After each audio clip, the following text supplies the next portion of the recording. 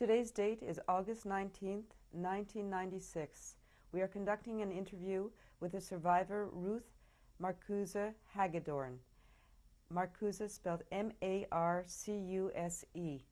Hagedorn, H-A-G-E-D-O-R-N. My name is Irit Gilman. I'm conducting the interview.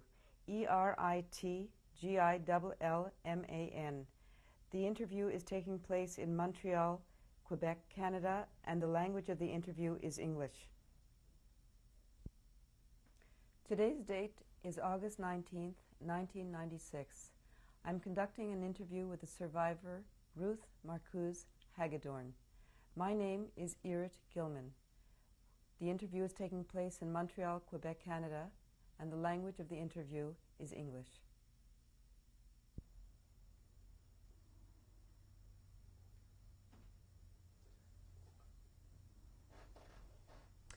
Tape 1 in the interview of Mrs. Ruth Marcuse Hagedorn. Would you please tell us your name and spell it for us? Ruth Hagedorn, H-A-G-E-D-O-R-N. And what was your name at birth? Marcuse, M-A-R-C-U-S-E. And what is your birth date? 26/3, 1925. And that makes you how old today? 71. And what is the city of your birth? Altam. Could you spell that for us? A-L-T-D-A-M-M, I think. And that is where? In Germany. Could you describe for us a little bit Altam when you were a child? Well, I had a very happy childhood till, I don't know what time, but probably in the 35 or 6. How many children were there in your family? We were 3 children, my brother, my sister and I.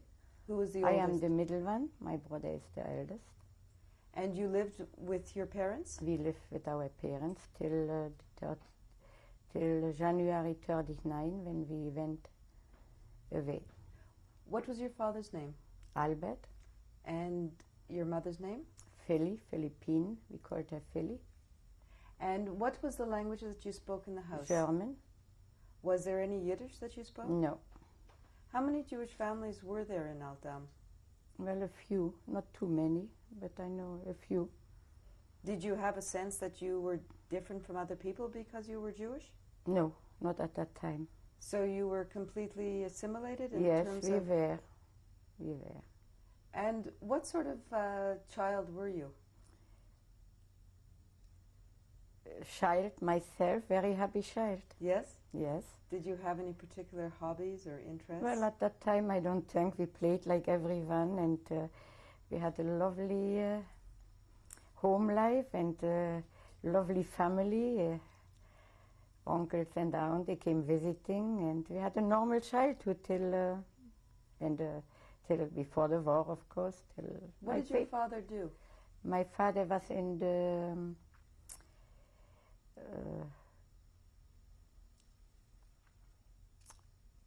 fur business, but not raw skins? Raw skin, right. And he worked in Altam? He worked in Altam, and he worked also in Stettin, that was close by. How far was Stettin? Well, I don't know, by train was 15 or 20 minutes, what I remember. Did you used to go sometimes with him to Stettin? Not really with him, but we went there, yes, we went with them, I mean, probably with my mother and father, I cannot recall too much, but we went to Stettin, yes. Because you had relatives there? We had an aunt, second cousin, I think, was, and my cousin, who live now in England, they lived in Stettin, and I think we had some old aunts that I can remember that my father went visiting, like his aunt. We can't, a lot of people, aunt and uncle at that time, like children do. So your father's family was located in Stettin? There were some in Stettin, but I can recall. Yes, we went to Stettin. Besides, we went to Stettin, it's the only synagogue we had. In Altam was not a synagogue. So we were probably not too many Jewish family. So all the Jewish families from the surrounding areas used to come to Stettin? I think so. I mean, we didn't go with them, but we went for every holiday, of course. And as they were very religious, I guess we slept overnight when it was probably a certain holiday or so. But were you religious in the home? Very religious. You were very observant? Yes. Shabbat was observed? Yes, very. Would you be able to describe a Shabbat, how your mother prepared Well, we for had it? the candlelight, and my mother had her hair done before, and we were quite religious, yes. Didn't touch the lights. And the surrounding people knew not to disturb you? No, I cannot say that we didn't feel, we children didn't feel different. I mean, I didn't. No. We played with other children, and I don't think we played with a lot of Jewish children, because those we met only when we had religious classes. You know, they came, I think somebody came maybe once a month. That I cannot To the remember. house to give No, we had it in the classroom, but I don't know how often. Like that I cannot remember. This is Jewish instruction that you had in the Yes, classroom? Hebrew we learned. Of course, we could read very good Hebrew and all. Cannot so good anymore today. But Well, who taught you how to read Hebrew? when a teacher came for us, we were children from the not from the neighborhood, from around. And don't know how many we were, but we were a few Jewish people, Jewish children, and we So took classes. When the Jewish teacher would come to instruct, you would be taken out of the class? Or what happened to the non-Jewish I children? think we did that, of course. No, we didn't do it during classes. We did it probably after school or something, yes. And my brother was bar mitzvah, yeah, he was. Do you remember your brother's bar mitzvah? Well, I don't remember. I know he was bar mitzvah, that we had something, but I cannot remember the details, no. Maybe my sister can. Was there anything when you were growing up that you were aware of the world political?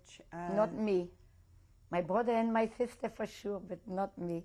And did your parents ever not speak in front of you because they wanted to shield you from... Yeah, they wanted to shield us from a lot of things, I am sure. And were there anybody else that lived in the house with you? Well, in our house we had, I don't know, not in the beginning, of course, but when we were already, I guess, when I was 10 years or something, my grandfather lived with us. He had his own apartment, but he had the dinner with us. Joel. Joel. Joel. Marcus. And I'm sorry, I cut you off. You said he had an apartment above us, but he ate the meals with us. Even, I don't know if it is all the meals, but a good one meal, you know. Did your mother do the cooking? Yes, my mother did everything, the cooking, and she put preserves, and she did everything. What kind of woman was your mother? A wonderful person. A wonderful, both my father and my mother. There's no better, there couldn't be better parents. They were very kind and... Very kind, very loving, and yes. Were they charitable? Very charitable, yes. Yes, very. Did you have any other people living in your house that then were we rented some apartments. We rented some people, not Jewish people, regular people. One was a painter and one, I don't know what he was. Then we had, of course,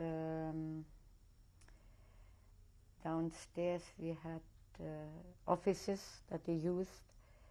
Who worked I in had those an offices? uncle, my grandfather and an uncle, they were partner, and of course my father was in the same business. What is your uncle's name? What was his name? Paul, P-A-U-L, Marcus? Nathanson. And that was the Nathanson and Marcuse, I think, was the name of the company. Yeah, Nathanson for sure. This was the fur business company? Yes, I think it was. Do you remember your father traveling outside of Germany a lot? Oh, not outside. To Stettin he went a lot because that was his business. But he came home every day, for meals. And I mean, he came home. He was out just for his business. Yes. And what kind of school did you go to? Well, I went to to the regular school, right? A public school? Public school, yes. And what was the language of instruction there? German, of course. And was there any problem ever with students? No, not till I don't know when. Might have started already in 35, 36, something, but they were never, no. Till then, no. Did you have any hobbies as a child? Well, I think I like to write poems and think. I love to write and to read. We all love to read. And I don't know if I did already needlepoint, because in my life I did a lot of it, but I don't know if I did then. I guess I did, probably. Would you remember when your life started to change as you knew it? Yes, as I knew it, it changed around 35 or 6, around that. What changes did you? Well, it changed because they threw stones at us, and then somebody who lived next door was deported, but he came back because it was very early. But who threw stones at you? Well, people that you lived in the that lived in the house, town? yeah, and so on. Yes, but that might have been already. I don't know what year exactly, really, but between, I guess, 36 and 38. I guess it was between. I was very much behind. I told you, I was not a very. You weren't aware of what was going on? Well, maybe I didn't want to. I don't know, but I was a happy child and was happy to be with my parents and my brother, my sister, and friends we had probably, children. So your first recollection that things are changing is you have stones being thrown in your home. Right, and that the people came, I don't know, some people came in our house and talked to my parents, Jewish people, maybe from around there, Jewish families, and they talked. We didn't hear much. I didn't hear much, How did you feel as a child? Were you... Well, I got sick to my stomach. I had it for years and years. During the war, I couldn't hardly eat, and I was pretty much shaken up. Did you continue to go to school? I don't know till what time I went to school. I think before we left. As we left until 38, I must have been in school. Maybe still 39. Do you remember being treated differently by your schoolmates? I don't remember it. I will tell you, my sister will tell you more about that. She was more turned into it. I don't know. In 1938, when your life changed, how did it change? Well, it changed that I learned that I had to go away and leave my parents. How did you learn this? From my parents, I am sure. They told you? Yes, at that point they had to tell us, no? Do you remember what they said to you? No, not at all. But what I remember that I didn't want to go. Where did they tell you you were going? Well, I know I went to my uncles, the only one we had in Belgium who wanted to take me in, Did you take anything with you? Yes, we took a lot of things with us. We had suitcases and... Who did you go with? I went with my sister and a half-uncle. My grandfather was married the second time and they had a child, so it's my half-uncle. And he accompanied you He came to the transport with us, yes. There was a transport from your town to Belgium? No, we went to first Stettin, but I think we stayed in Berlin too. We must have stopped there, my grandparents, I think. How long was the trip from your hometown to your uncle? To my grandfather we went, and you mean to Berlin? In Berlin? Was your My grandfather lived at that time in Berlin, yeah. Whose grandfather? Whose father? My mother's was father. Your my mother's father. What was his name? Levine. And his first name? Max. So you stop on I the don't way? know if he stopped there. I tell you this, maybe you leave a little bit up to my sister, who remembers the whole trip. Well, let's ask you Yes. what you remember. But of I it. remember I had to go away, and I didn't want to. I wanted my cousin, who lived with us in Altam, with her family since a year before or two, when they had to leave Stettin and couldn't anymore, I guess, afford their apartment because So they money moved in- was, frozen, like you say, or something. They moved in with They you? moved with us. We gave them two big rooms, I guess. What in was our this house. family's name? They were Marcuse. Marcuse. Would you remember the names of Of course, there was the grandmother. Their name was Wurst, the last W-U-R-S-T. First name, I can't remember. And of course, my uncle, Max Marcuse, and his wife, Martha. And then there were my cousins. There was Ruth, R-U-T-H, Ellen, E-L-L-E-N, Ursel, U-R-S-E-L, Lieselotte, L-I-S-E-L-O-T-T-E, Horst, H-O-R-S-T, Alphonse, A-L-F-O-N-S-E, or Marcuse. Am I right that there were 6 cousins? 6 cousins. And they moved in with you? They moved with their parents and the grandmother, her mother. Now this was before 38. Before 38, around, I don't know if it was 37 or 38, before 39, yes. They lived there maybe a year before we left. How did you feel about having to Well, share? We didn't mind. We were happy, I guess, as children, to have our cousin with us. And who were you closest with? Well, close to all of them, but I think Lieselotte, that we called Lotte, because she was my age, and I wanted her to immigrate instead of me. And she would have been delighted. She says, yes, I am going. I didn't want to go. So you leave them behind? They stayed in Yes, Altam? they stayed in Altam. But then they went, the first 2 or 3 went already to Stettin. They worked in Stettin. They were already older. And they used to come back and They used live. to come visit, but the others lived there completely. Yes. So when you and your sister and great half uncle go to Belgium, do you ever think that you're going to be coming back home? No, we knew we wouldn't come back home. We hoped only one thing, that my parents could get out. And they promised me that on my birthday, the 26th of March, we would be all together again. Otherwise, I don't think I would have gone, really. They pushed me, of course, out. Yes, I would have gone because, you know, they wanted us to go, of course. But it was very hard, very, very hard. Do you remember how you felt? It was the hardest thing that happened. And when we called them in the evening, when we arrived in Belgium, and they called us, I think, and I cried and asked when they were coming and all, and they tried to go out. They tried to come, they tried to go to Australia, they tried to go other parts, and I don't know, somehow.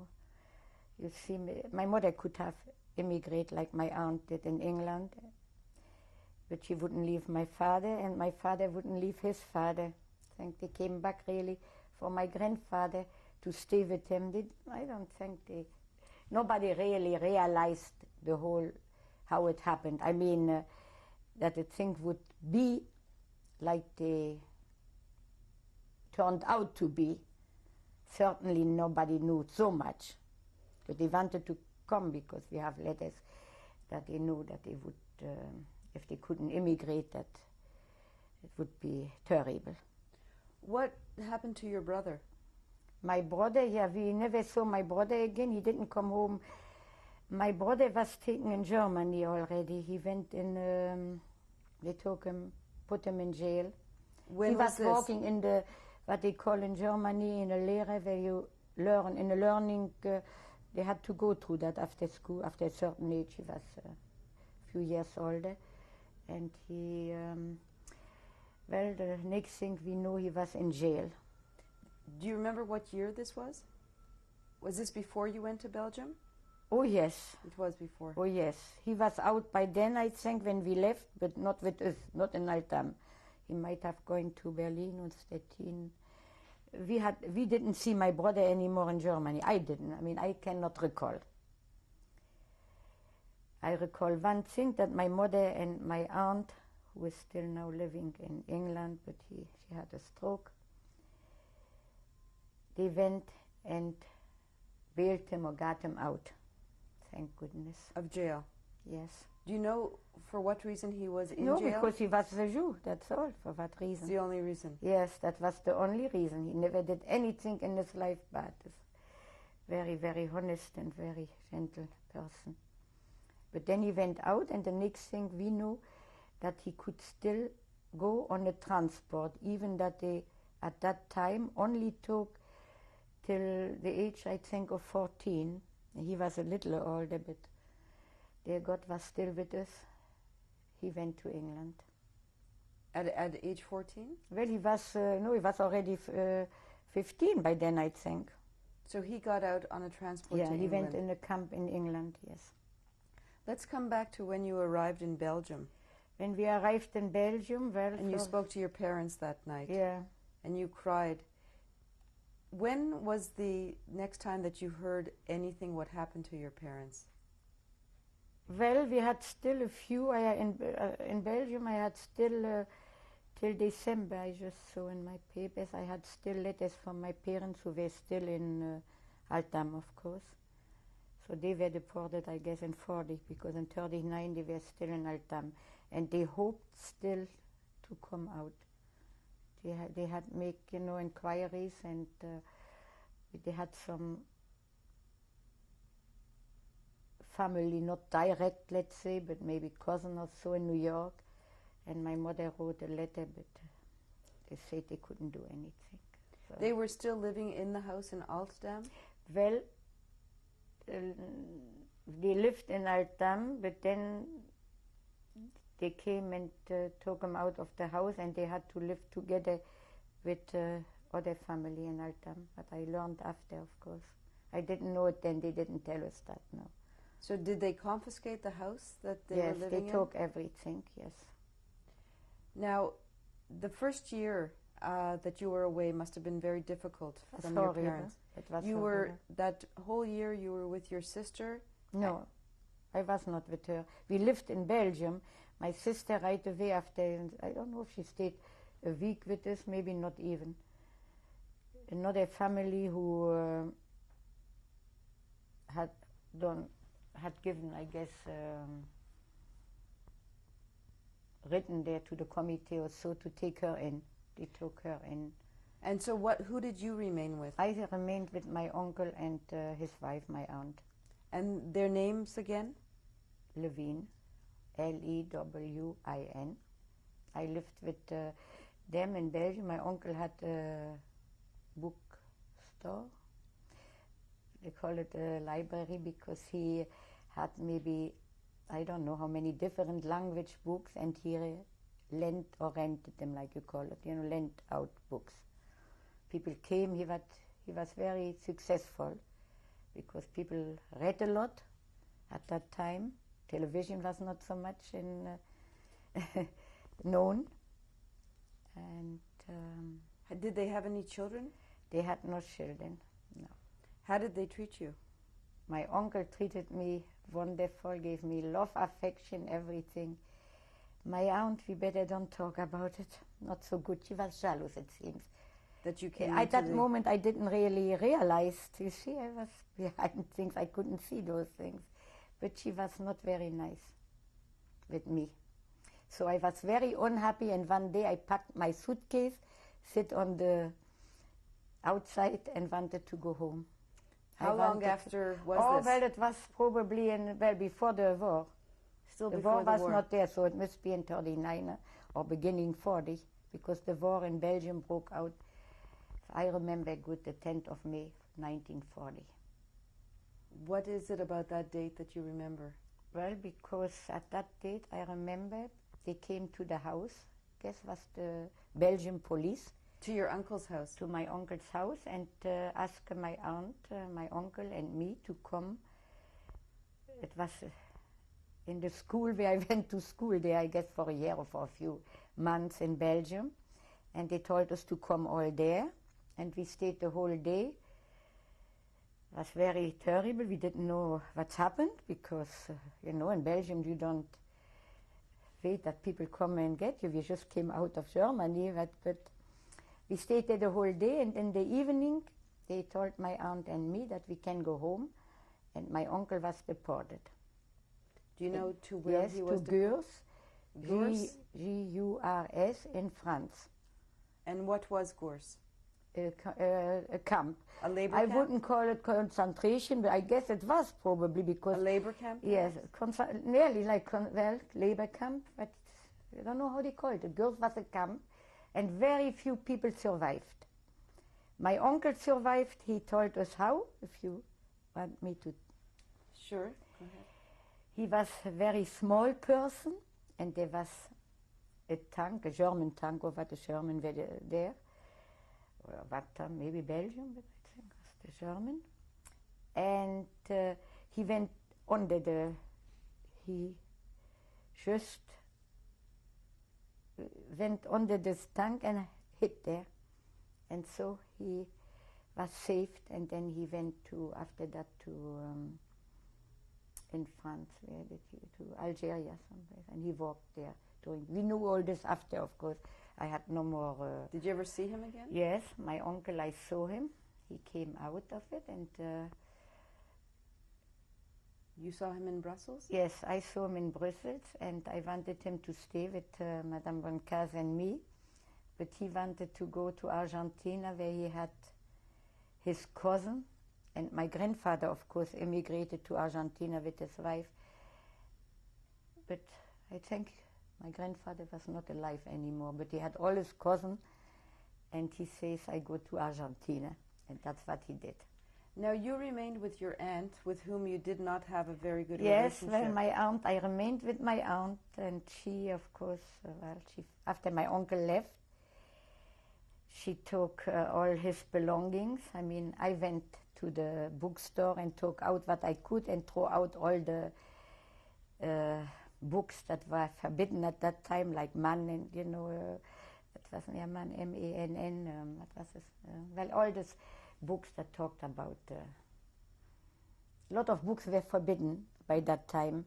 Because when we came back, the Germans were already in Brussels, because I went with my aunt away from Brussels before we know that, when we know the Germans were coming, we went to Exode, like they called that, Exodus. We went all the way to La Panne, around there on between France and Belgium we stayed. And when was this that you went away? Well, with my aunt I went, with, After you cleared out the bookstore?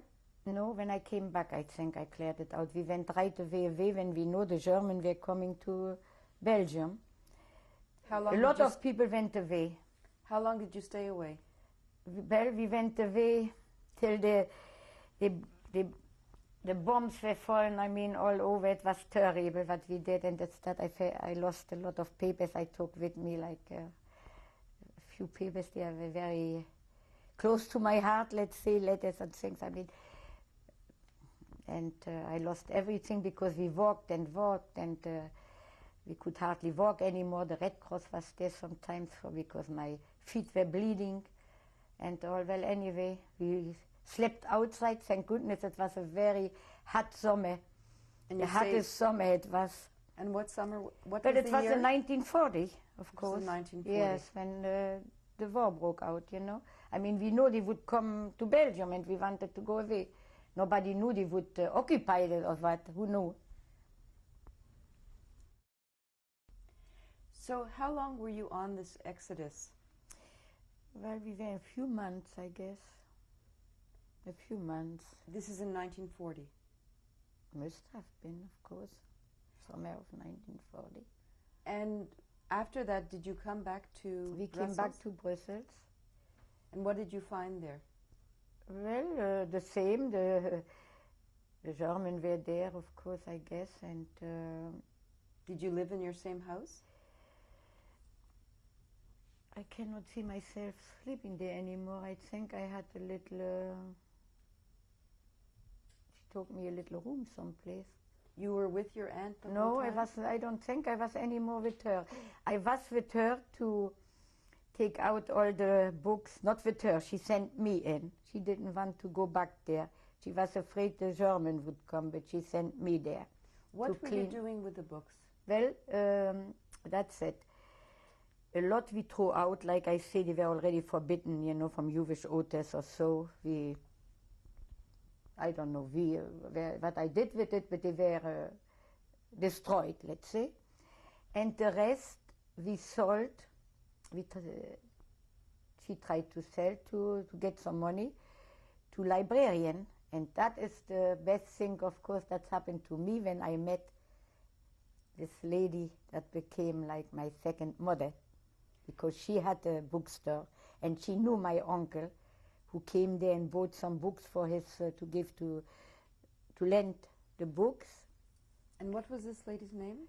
Her name was Jeanne, Jeanne, Boncaze, Bonnecaze.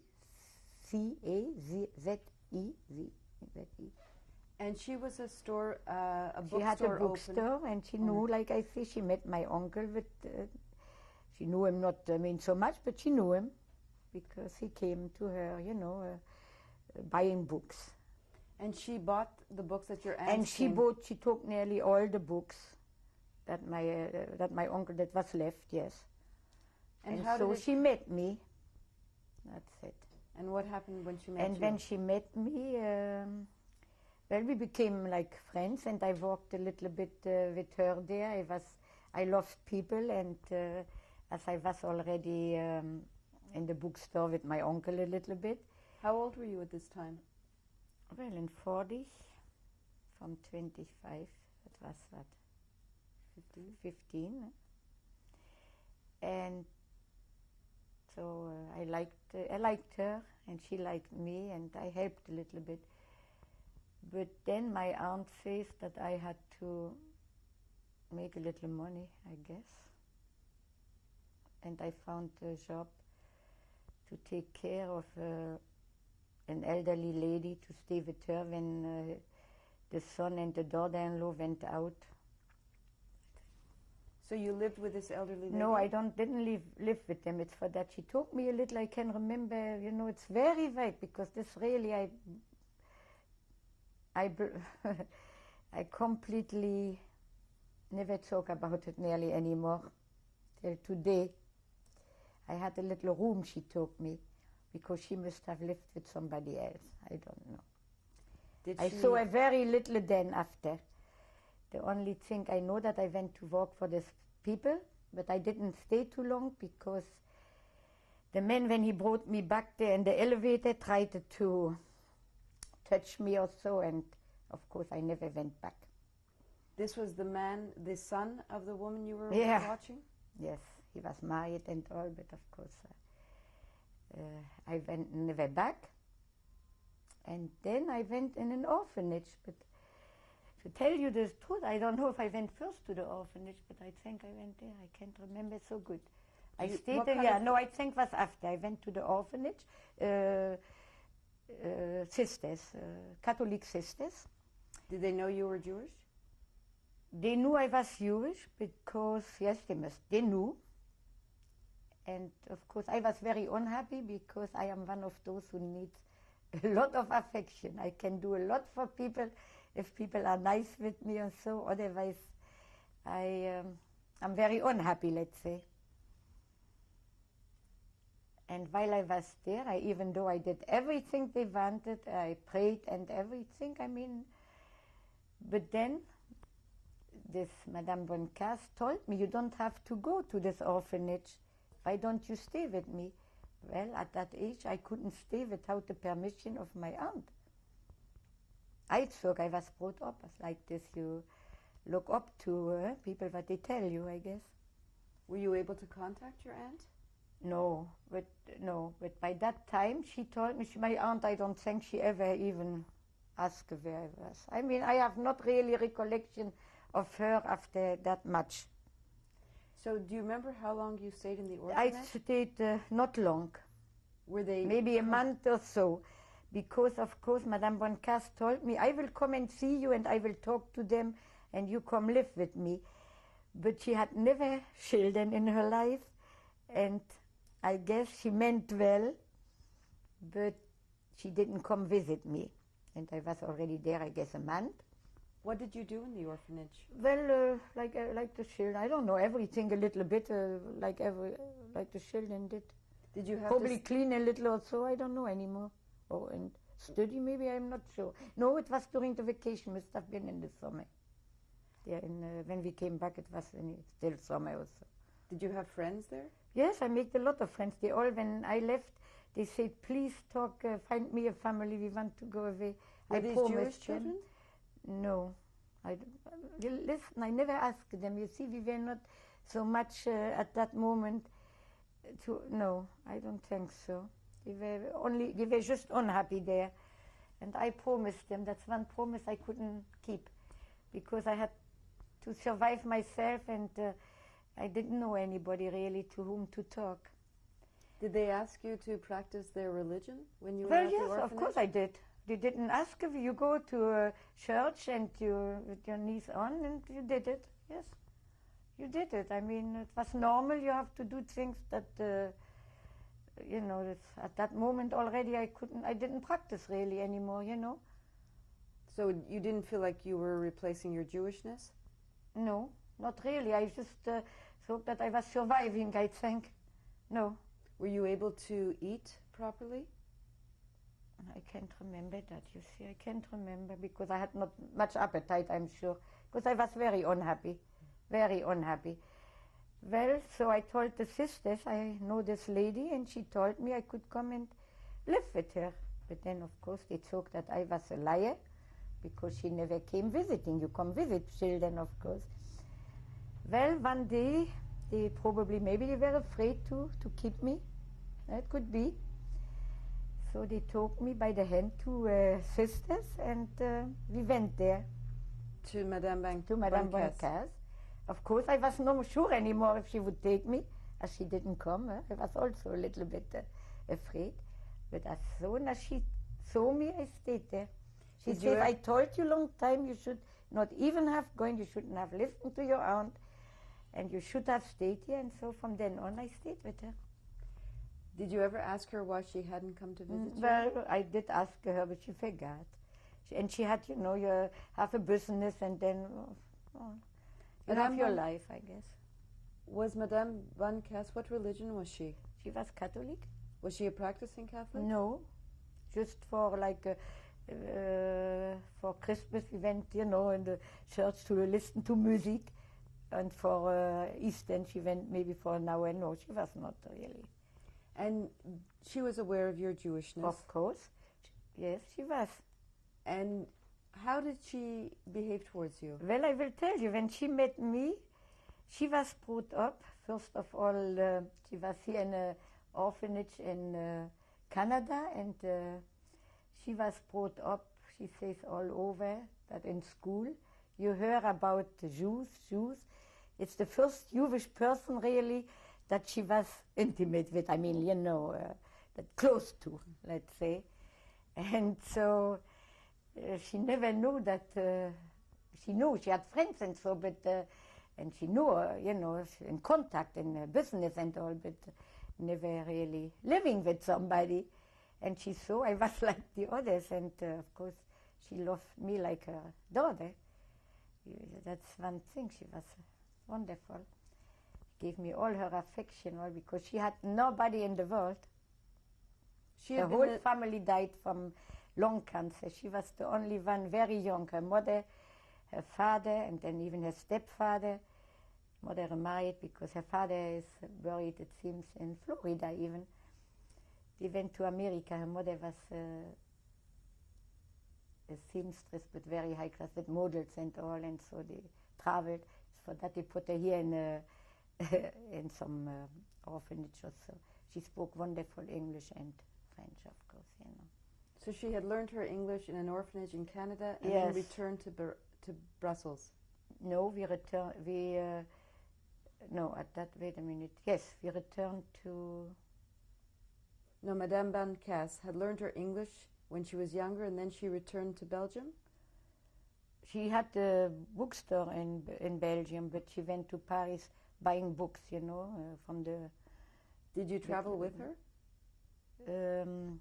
Not for the books, I didn't travel with her. I traveled with her after she did a little bit. I traveled not too much with her, no.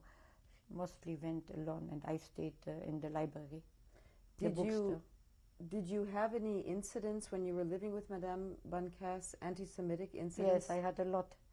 I went from one person to another, hiding and sleeping. I had a lot of anti-Semitism then, yeah. Could you tell us about a few of those incidents? How did you go from one person to the other? Well, you see, in Belgium, a lot of people around there, librarian and all this, a lot were for the German, you know, the Flamand, like they were mostly for the German. We were always afraid something would happen. But we were afraid, let's say, and she wanted to go back to France, where she came from, yeah, where she was born, because it was too much, they were too much for the German, you know, and she couldn't see that. So finally, of course, we went back. She gave up the bookstore, and we went back to Paris. But until you went back, were there any Belgian that were... Well, they talked a lot, no, but I had no incident. I mean, I couldn't go out after certain hours because they make raffles, what they call it. They took people from the street, the curfew and all. Oh, yeah, they did a lot of all that, but so you were lucky when you were not in one of those, of course, but because you couldn't sit the whole day in the house, especially when you are young, you want, you know, keep it out. But yes, you had to be careful. But otherwise, I had not incident like I had in France after that, I must say. Were you in Belgium, did you have certain papers or did you wear a star? Well, no, not a star. Nobody knew that I was Jewish, really. Living with her and nobody knew. No, I had her name. I mean, I took not officially, no, I never left my name, but I lived, I had her name in Belgium. Everybody knew me as her daughter, let's say. And during the day, you walked freely wherever well, you wanted? In the beginning, yes, I was still in the library, you know, the bookstore and working. But how long did you stay there? Well, I can't remember exactly, but I think I went to France. I went coming and going. You see, I went back to Belgium, but and then stayed in an apartment in Brussels. With of Madame? Course, without no, not with her, because she went and you know, with the books still we had to make a living because I couldn't work. And so who did you stay with? Well, I stayed with her. I had an apartment, but I stayed above a library. A friend of hers had a library, and I helped him out, and for that I had my meal and my lodging. Were they kind to you? He was not.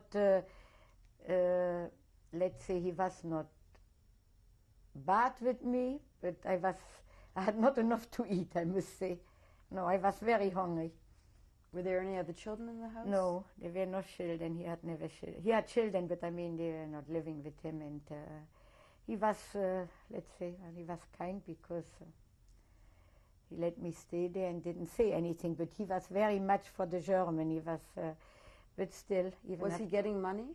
To keep well, you? I didn't get any money, that's it. And so when Madame Boncasse saw me the first time she came back from Paris and said, you have not enough to eat, you better tell him you want some money for eat a little more. And so then I told him, and I get maybe that very little, like would be now $1 or $2, you know. But I didn't spend it for food. I tried to keep it, and I sent my first money to my parents.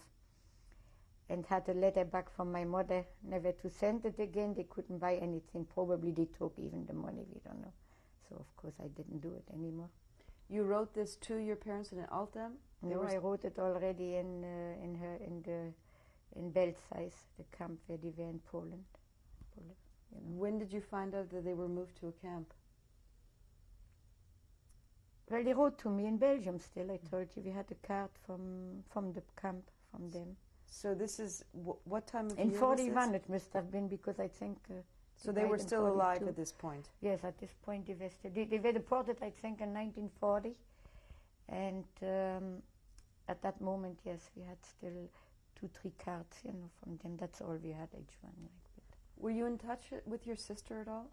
Yes, I was in touch with my sister in Belgium, and she came before coming to Canada. She came to see me in Paris, you know, before coming here. Yes, we were always in touch. We didn't see so much, you know, not that we were in touch. So you live with this gentleman when Madame Van Casse is in Paris. You're with him in Brussels. When do you move to her house again? Well, you mean, when we went, I think, to France, she couldn't take it anymore in Brussels, and she says, let's go. I didn't want to go away because I said this is the only place where I can still expect maybe post from my parents. I didn't know by then what happened. I know they were in Poland, but, you know, she wrote me letters, these cards, like I say, don't worry about this. You know what you do with you don't want to say something. Huh? And so we went to France. When was this? Would you remember? I don't know, between 40... You see, we went back and forth at that moment, because in France, one day in a house where I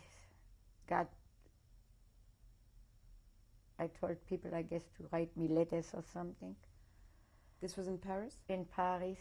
They came to that house, was a mother with her daughter lived there. The daughter had a little child, and she was pregnant again. And she got a letter from the German commandateur, my name on it, that she should come there, or that I should go. Can't remember. I should go, I guess. And as soon as that letter came, of course, I went away from there. And then we tried to go back to Belgium. I don't know how it went again. That is a little vague, but I know we traveled. And at that moment, I had a different identification.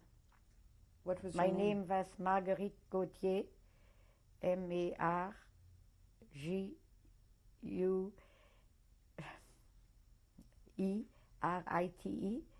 Gauthier, Gautier. And this is the name you used when you were going back I and used forth? that for my traveling, yes. I mean, I traveled not so much, because once I went in Paris, I had she had some people she knew, and I stayed overnight, and I stayed with her, I will tell you too. She always stayed in a nice hotel where they knew her. It was like an apartment, you know, but when she went there, and this is the Madame people, Van Casse. yes, and the people were nice, and that's where she moved in when we went to Paris. And so I didn't want to leave her, you see. Did the same with her than I did with my parents. She says, you better don't, and then they told me, you better don't sleep here, because the police might come, or you know. And they came one day. When you were at the hotel? When I was with her. And what happened?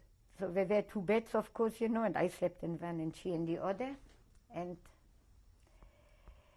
the lady who was the sister of the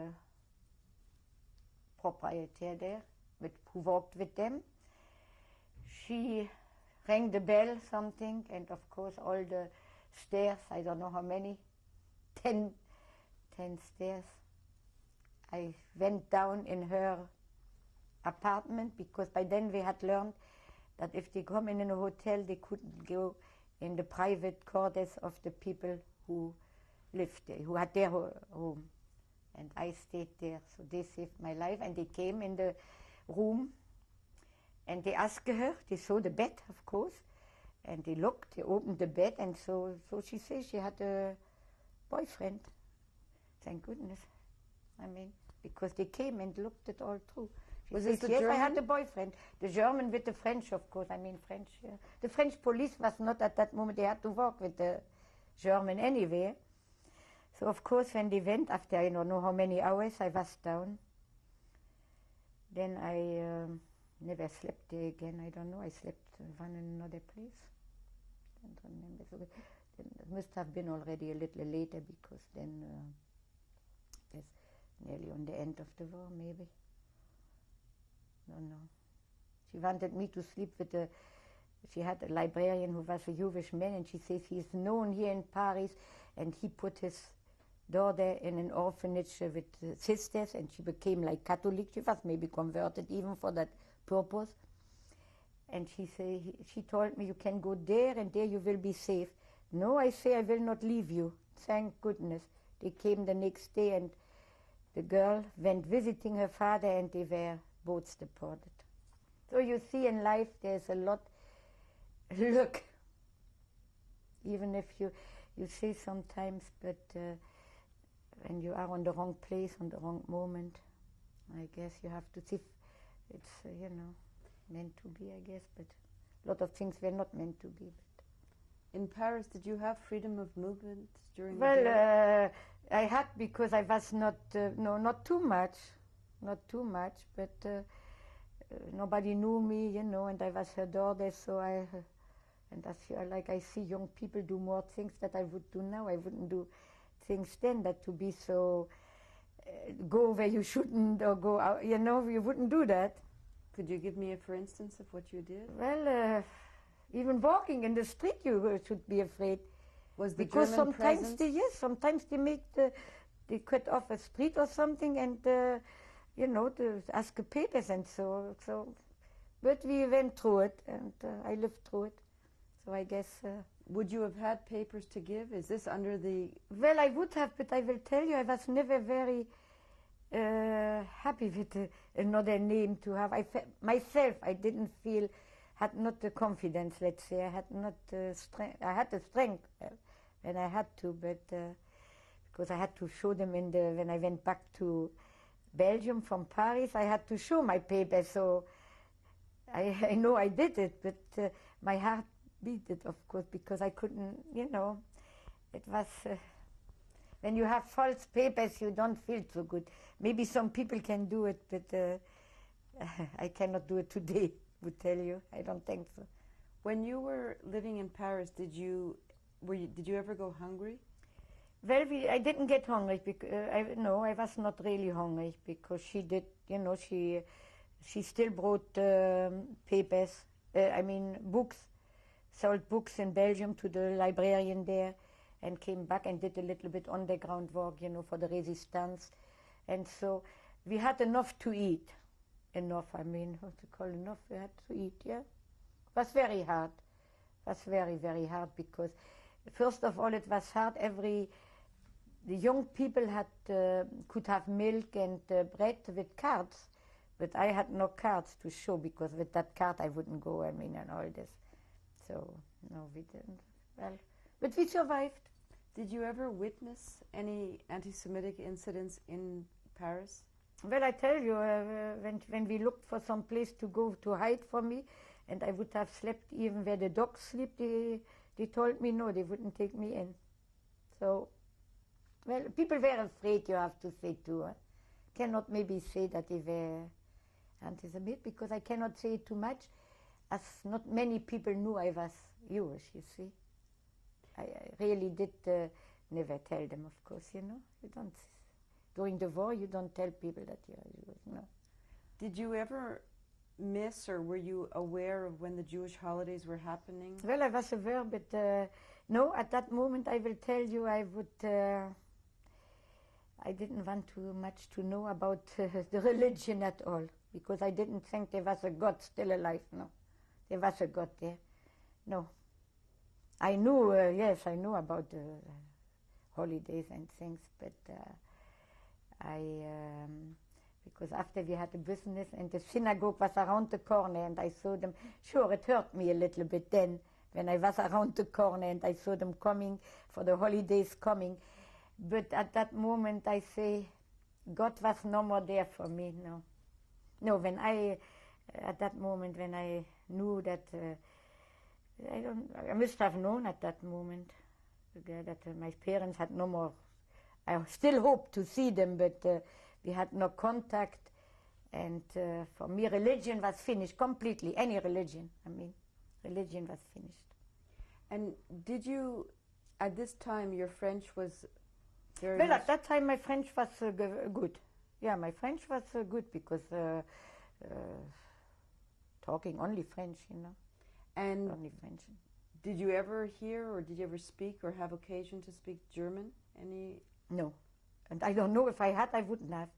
You didn't want to speak? No, didn't want to hear anything about German or Germany, no. No, I wanted, never would have said. I am still now, I will tell you, I work for the election in America, and in the books it's marked where you are born, and I hate it today still. When I see it, I hate it. But not for myself, but I say I hope nobody else sees it, even though now we talk to people more about where we were born, but not too many.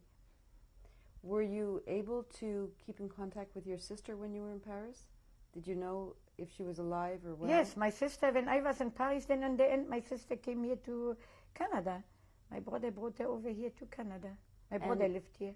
Were you still in communication with your parents at this time? No, we had no more after 40, guess, the last 39, the card we have now. Guess in 40 maybe we might have had a card, I'm not sure. No, I heard nothing from my parents till we had the Red Cross. My brother, I think, sent us from the Red Cross that he died. Or they had no, yeah, they died. When did you find this out? Well, in the end of the war, I think, in 45, probably 45, something. Coming back to the time you lived with Madame Bancaz in Paris, did you ever feel that she feared for her life? No. She just... No, no, I don't know, because she was one, when she gave her solo something she never talked about, no. She was never afraid, I think. No, and if something they would have come there, she would have right away said that I was her daughter, of course, and all this. She would have found right away, I think, an answer. Because there happened something, she had a friend who lived with this librarian who was deported, and she could never forgive her because he says when they came arrest the girl, you should have said it's your daughter, and she hit her, and everybody applauded her that she did it because she says you should have never done that, you should have said this is my daughter, and that's all because she was not Jewish, that woman, you know, the one. No, she wouldn't have done, you see? No, Madame Bancaz wouldn't have, she was not afraid, I think. And no. She protected you all the time? Yes, for sure she protected me. But we were cautious, of course, of a lot of things, you know, you didn't, I mean. But... did you dare to make any friends at this time? Well, real friends, I did not. I had her friends, so people, I mean, I knew, but no. And at this time, you were 16 or 17 years old? Yeah, I think I had, with her, yes, I had my 16th and my 18th birthday because I think she took me out and we had champagne, I think my 18 as well, or 20. In Paris? It must have been after the war already, I guess, 18 or 20, yeah. Yeah, in Paris, yeah, I think. That's Hagedorn. So now you are in Paris, and would you know what year this is in the war? Well, I was, what year, I cannot tell you, but I know I was there when they came and liberated Paris. I was still in Paris. But before the liberation? Well, before would you know how long you spent in Paris? A few years, yes, I spent a few years in Paris. At least, yeah, 3 or 4, well, must be 3, 4 years. Were you more aware of world events? Were you keeping up to date? Well, of course, I knew the war was on and all, and we, you know, I mean, yes.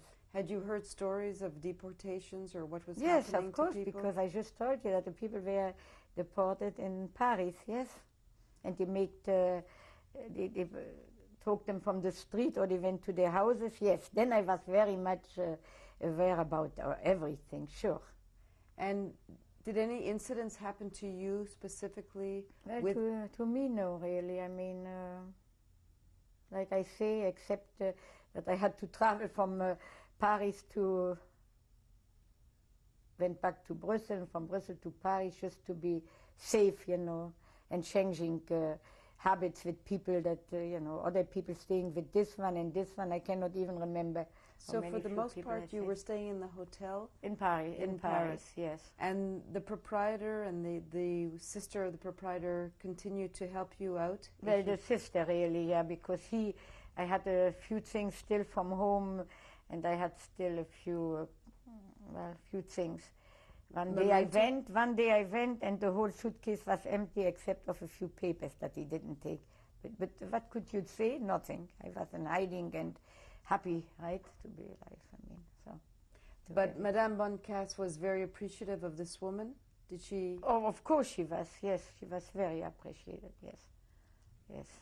And were you saying that one time you went out into the country? Well, I went for some food. Yes, with a little camionette. Is that in English too? A small truck. Little small truck. Who did you go with?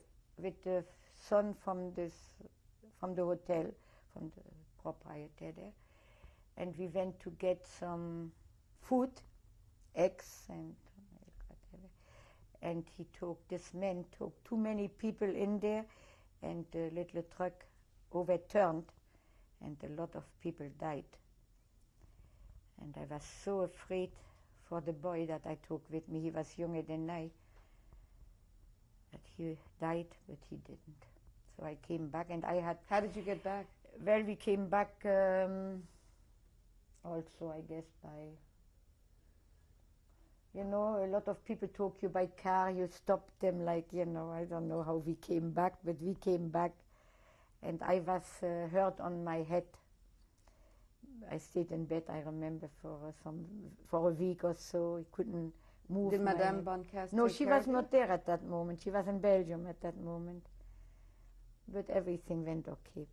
As I am here today, so everything went all right. When she was in Belgium, did you have any contact with her, either through... Oh, yeah, she called, of course, and she wrote.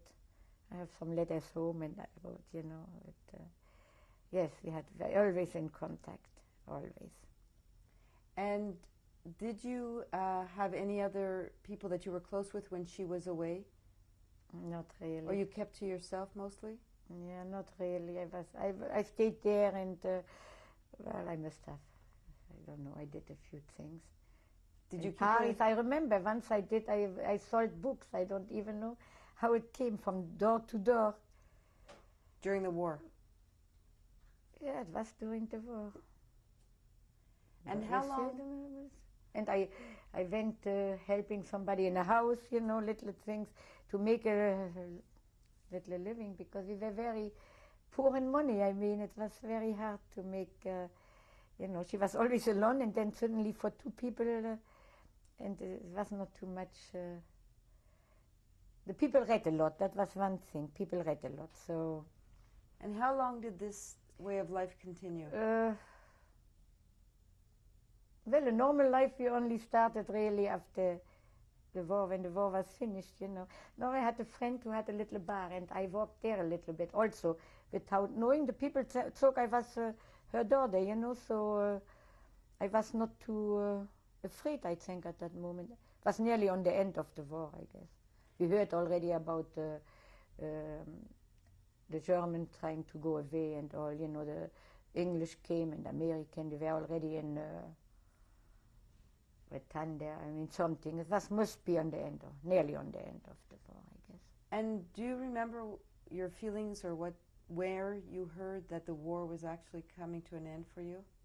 The only thing I remember that in the street of Paris, we were like, we cried from happiness.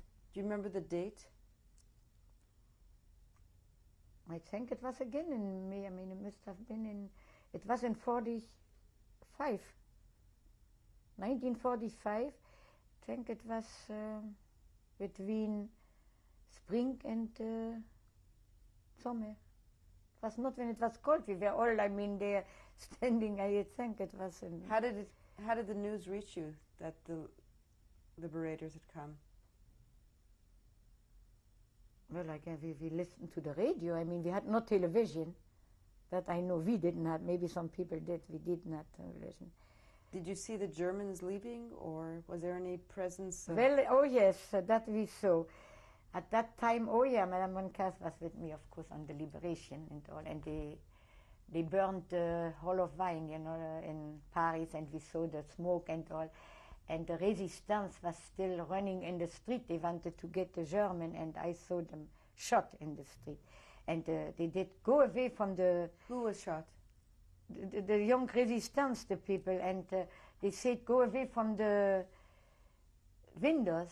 But we stayed a little bit. Oh yeah, there was... we were in the cave. We lived there for a week, I think, and we ate porridge or whatever, not even porridge, rutabaga.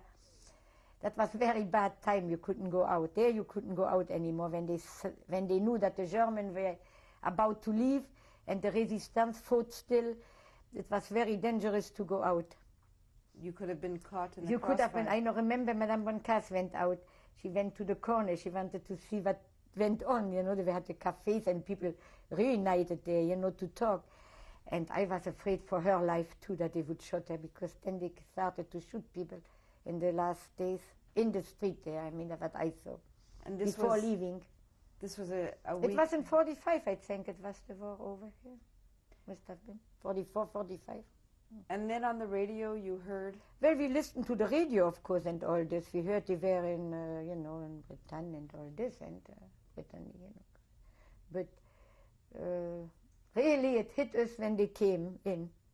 The English and American, you know, I mean, English were a lot of English people, English soldiers. And then we were off. And then I say, now I will have news from my parents, of course. That was my first...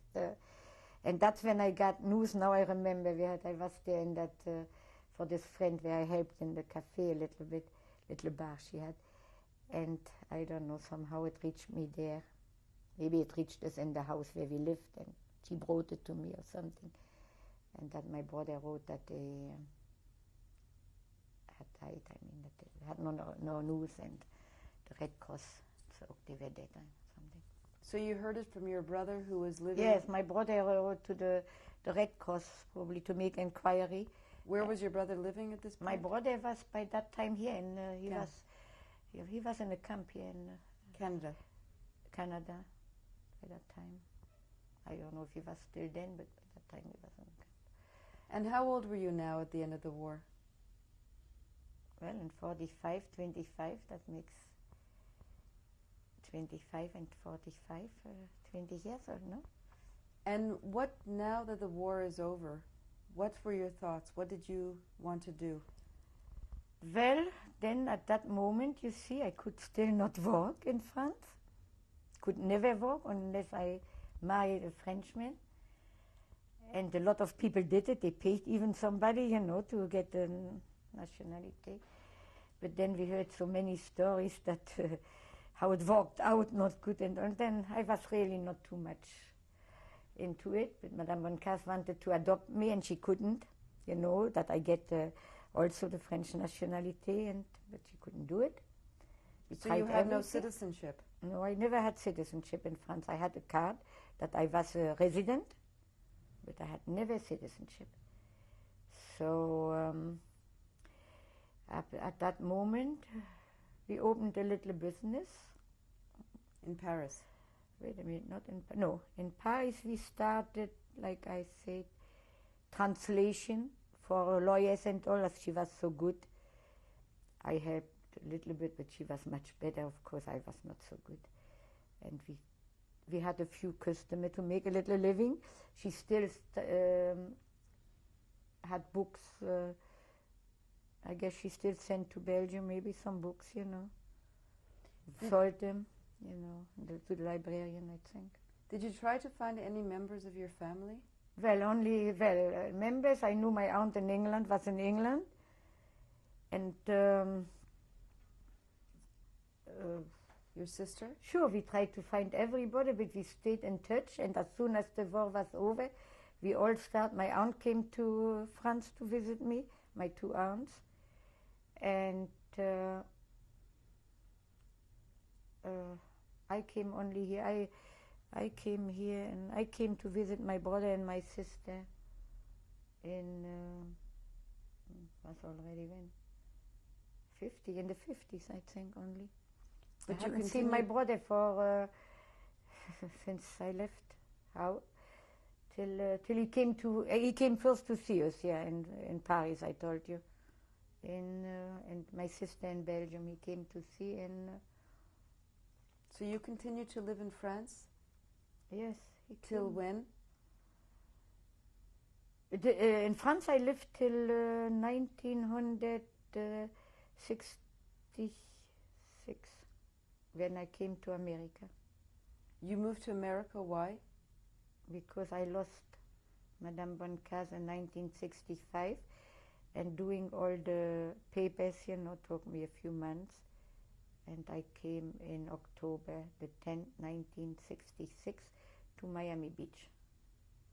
And how would you describe this woman in your life? I understand from what you've said that thanks to Madame Boncaz, Boncaz. you survived today. First, of course, thanks to my uncle. First, that was the primary, because he got me out of Germany.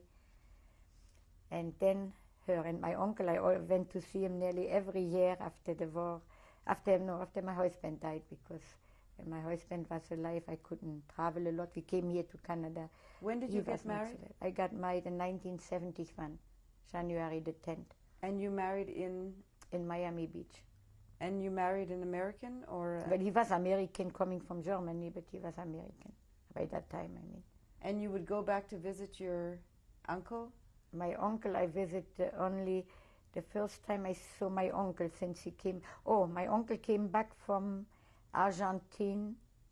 He couldn't get, I think, also permanent citizenship or something. And he married in Argentine, and he came back to Belgium, where he lived for so many years. He came back to live there, and before going to live there, he came to visit me in Nice. And then he went back, of course, to Belgium. We stayed all the time in touch. Of course, he was my idol. He was my father, let's say then. By then, I loved him, like my father, of course, because he was very, very good to me. And he was affectionate too, this man. He was, very good with children. And he was my idol. I loved him. He died now. He died the same year than my brother in 89. Mrs. Hagedorn, your experiences that you went through the war, has it left you with any philosophy towards life? Enjoy every day as much as you can, and forgive people, and have a good attitude. Don't judge everybody when you just see them or make comments about. First, know them, and then you make up your mind if you want to have them as friend or not. But don't be so judgmental. Make a lot of allowance. And like I learned something, if you have a friend and you put it on a balance scale, if the scale is in favor of the good part they have, of their good intention or their good part, keep them, because everybody has something that is, you are not perfect, and perfect people are not fun to be. You have to have a little bit of both. So, but don't be, of course. One thing I learned that people didn't learn from this war much, because they are still very bad one with another. And we wouldn't have another war if everybody would have learned a little bit. Be nice to your neighbor and help as much as you can, whatever you can. Thank you, Mrs. Hagedorn, for sharing your thank you. testimony with us. Thank you that I made it finally.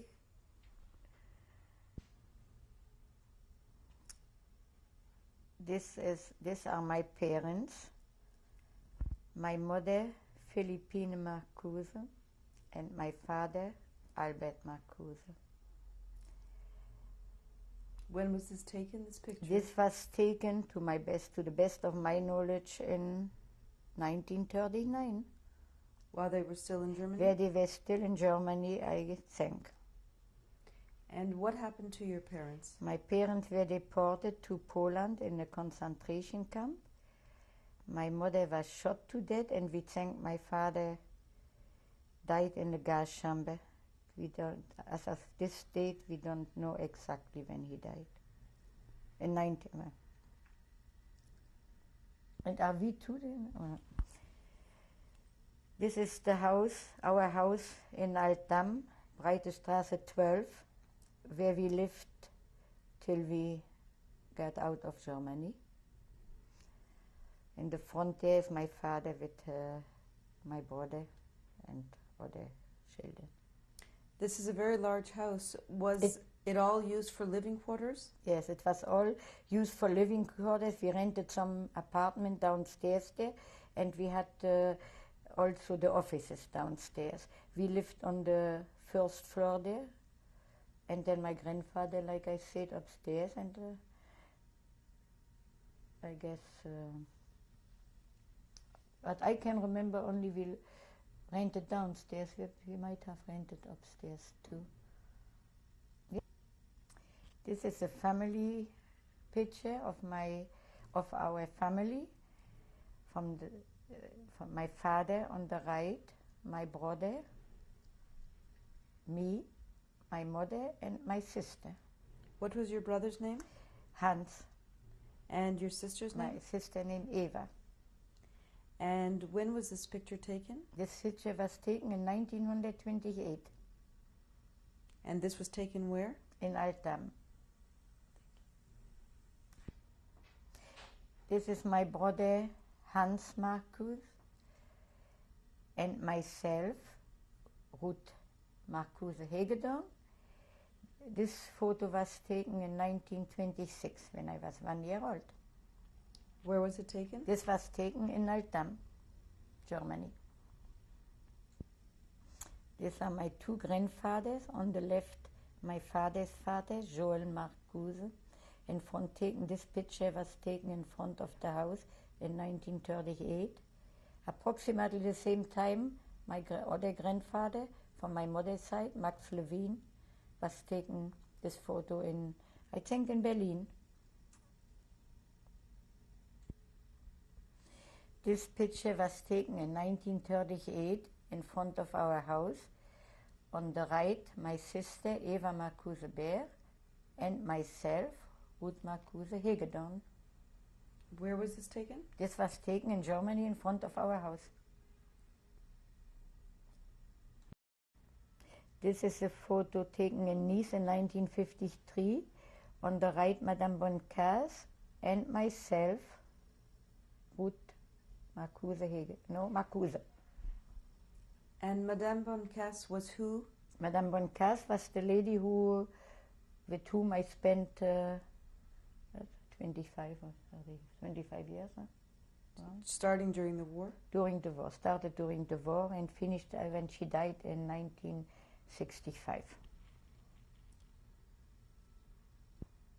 This is my brother, Hans Marcuse, who went back to Paris in 1979. And what is the occasion of this photograph? He went to see his daughter, who studied at the Sorbonne. And is your brother alive today? No, my brother died in May 1989. Where did he die? In Miami Beach. This is my husband and myself, Fred Hegedorn and Ruth Hegedorn by then.